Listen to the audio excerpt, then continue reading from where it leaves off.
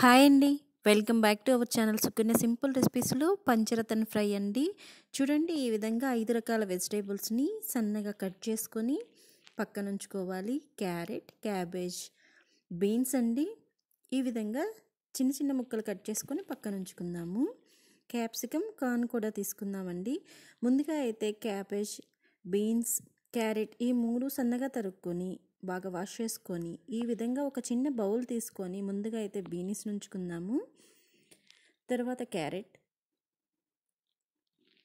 తర్వాత క్యాబేజ్ వేసుకొని ఈ విధంగా బాక్స్గా ఉండేదాన్ని తీసుకొని మూత పెట్టుకొని కుక్కర్లో పెట్టుకొని కుక్కర్ అడుగు భాగంలో వాటర్ వేయాలండి. వెజిటేబుల్స్లో వాటర్ అవసరం లేదు. ఆల్రెడీ వాటర్ కంటెంట్ ఎక్కువ ఉంటుంది కాబట్టి ఆవిరిలోనే ఉడికిపోద్ది. ఈ విధంగా బాయిల్ చేసుకోవాలండి. ఒక 2 విజిల్లు అయితే సరిపోద్ది.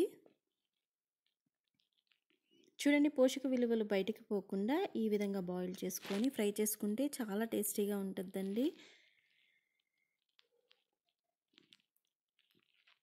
చూడండి 2 విజిల్లు వచ్చిన తర్వాత ఈ విధంగా బాగా ఉడికిపోయినాయి కదండి. ఇప్పుడు పోపు వేసుకోవాలి. ముందుగా అయితే మిక్సీ జార్ తీసుకొని పచ్చి కొబ్బరి అండి, పచ్చి కొబ్బరి కొద్దిగా మిక్సీకి పట్టుకుందాము.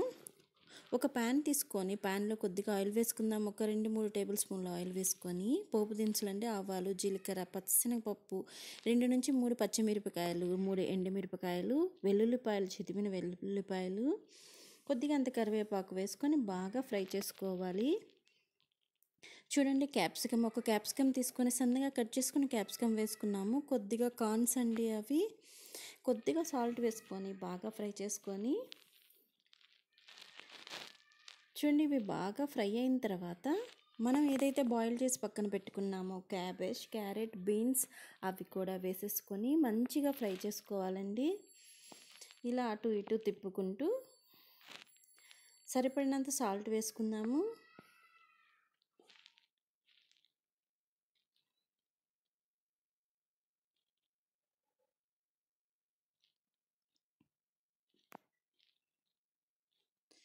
చూడండి ఇలా బాగా వేగిన తర్వాత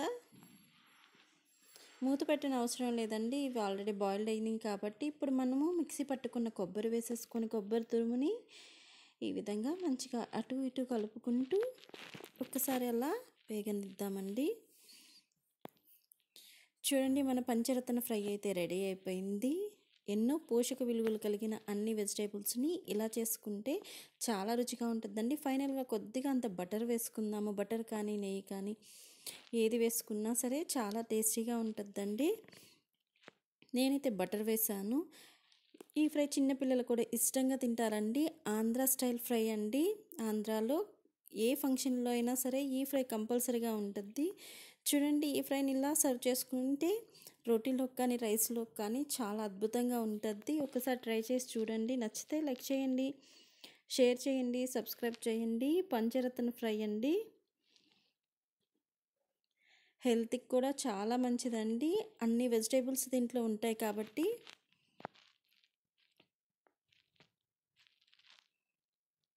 చూడండి ఇలా ఫ్రై చేసుకొని తింటే వెజ్జీస్ ఇష్టపడిన వాళ్ళు కూడా ఇష్టంగా తింటారు.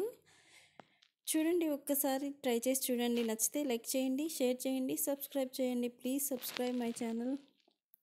చూడండి ఎంతో టేస్టీ రుచికరమైన పంచరత్న ఫ్రై అండి.